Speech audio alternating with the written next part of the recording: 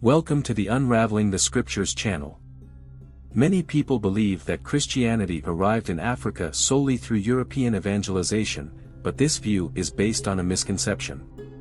Christianity was present in Africa centuries before the Europeans arrived, especially in ancient Ethiopia.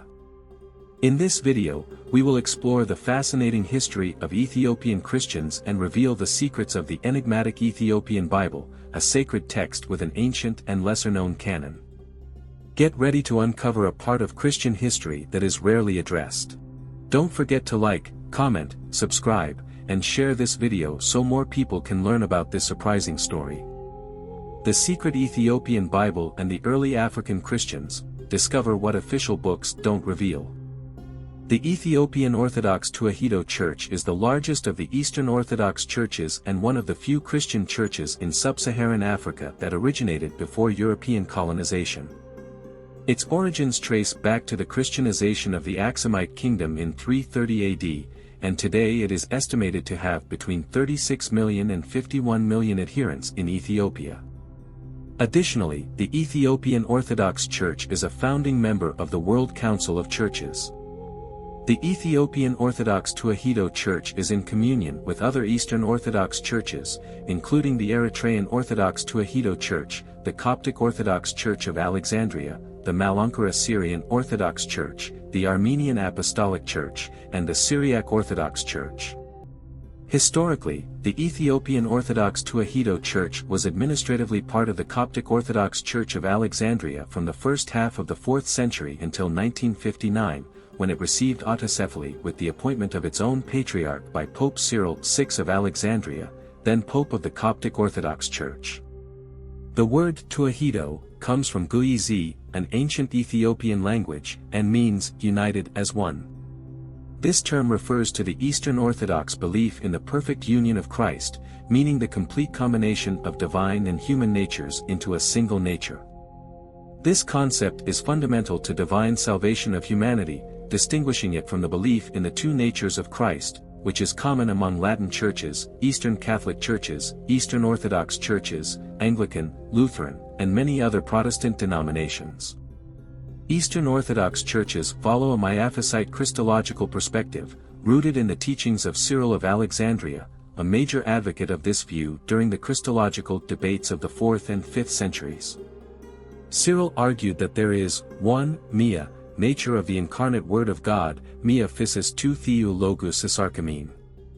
According to this view, the hypostatic union, or henosis kath hypostasis, asserts that, in becoming incarnate, Christ possesses a single nature that fully integrates the characteristics of both divine and human natures, without separation, confusion, alteration, or mixture.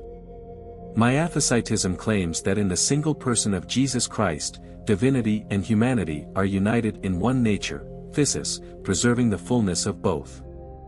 The resistance to this doctrine was significant. About 500 bishops from the Patriarchates of Alexandria, Antioch, and Jerusalem rejected the doctrine of Diophysitism, which advocates for the existence of two natures as established by the Council of Chalcedon in 451. This disagreement led to the second major schism in the main body of the Catholic Orthodox Church within the Roman Empire. The tension between the two doctrines contributed to the formation of distinct Christian traditions, reflecting the complexity of Christological issues in the history of the Church. Regarding the origins of Christianity in Ethiopia, there are notable references from ancient sources. John Chrysostom, for example, mentions Ethiopians present in Jerusalem as being able to understand Peter's preaching, as reported in Acts of the Apostles, chapter 2, verse 38. This acknowledgement suggests a significant presence of Ethiopians in the early Christian context. Additionally, accounts of apostolic missions in the region we now know as Ethiopia date back to the 4th century. Socrates of Constantinople, a church historian, includes Ethiopia in his list of regions evangelized by the Apostle Matthew. In some traditions, such as the Roman Catholic Church, there are specific mentions of Ethiopia located south of the Caspian Sea, reflecting the extent of Christian influence and missionary presence in this area from the early days of Christianity. These evidences illustrate the early expansion of Christianity beyond the borders of the Roman Empire, reaching distant regions like Ethiopia, and highlight the important role of this region in the early dissemination of the Christian faith. Ethiopian church tradition recounts that Bartholomew accompanied the Apostle Matthew on a mission that lasted at least 3 months. This mission is highlighted in various traditions and historical records related to early Christianity in Ethiopia. The oldest biblical account we have of an African converted to Christianity in the New Testament is that of an Ethiopian official baptized by Philip the Evangelist, distinct from Philip the Apostle, one of the 7 deacons. This episode is recorded in Acts of the Apostles, chapter 8, verses 26 and 27. According to the narrative, the angel of the Lord told Philip, "Go south to the road, the desert road, that goes down from Jerusalem to Gaza." Philip followed the instruction and, along the way, encountered an Ethiopian, or an African, specifically a Cushite, a descendant of Cush, son of Ham. This man was a eunuch, a high official in charge of the treasury of the queen of the Ethiopians, Candace. The passage continues by describing how Philip helped the queen's treasurer understand a passage from the book of Isaiah that the Ethiopian was reading. After Philip interpreted the passage as a prophecy about Jesus Christ, the Ethiopian requested to be baptized. Philip then baptized him, marking a significant moment in the spread of Christianity beyond the borders of the Roman Empire and reaching Ethiopia. One fascinating aspect of Ethiopian Christians is their biblical canon, which is notably distinct and extensive. The Bible of the Ethiopian Orthodox Tewahedo Church and the Eritrean Orthodox Tewahedo Church includes a total of 81 books, making it the largest and most diverse canon in traditional Christianity. This canon is significantly larger than those of Catholic and Protestant traditions. The Ethiopian canon is classified into 2 main categories by scholars: the narrower canon, which includes books common in the West, and the broader canon, which includes 9 additional books not found in the Catholic and Protestant canons. These additional books and the inclusion of varied texts reflect the richness and complexity of the Ethiopian biblical tradition, offering a unique perspective on the scriptures and the history of Christianity. Let's start with the list of books from the Ethiopian Orthodox Bible. First, we'll cover the books of the Old Testament. The list begins with Genesis, followed by Exodus, Leviticus, Numbers, and Deuteronomy. Next, we have Joshua, Judges, Ruth, 1 and 2 Samuel, 1 and 2 Kings, and 1 and 2 Chronicles, also including the prayer of Manasseh. In 13th place, we have the ancient Book of Jubilees, which is not present in either the Protestant or Catholic canons. It is a very ancient book, used by Jews during the time of Jesus Christ and a little before. In 14th place is the Book of Enoch, which has become one of the most mysterious and widely studied books outside of our canons. The Book of Enoch is notable for dealing with themes such as fallen angels, giants, and angels of God. I recommend that you study this book a bit more. Next, we have 1 Esdras, 2 and 3 Esdras, Tobit, Judith, Esther, and the Maccabees, 1, 2, and 3 Maccabees.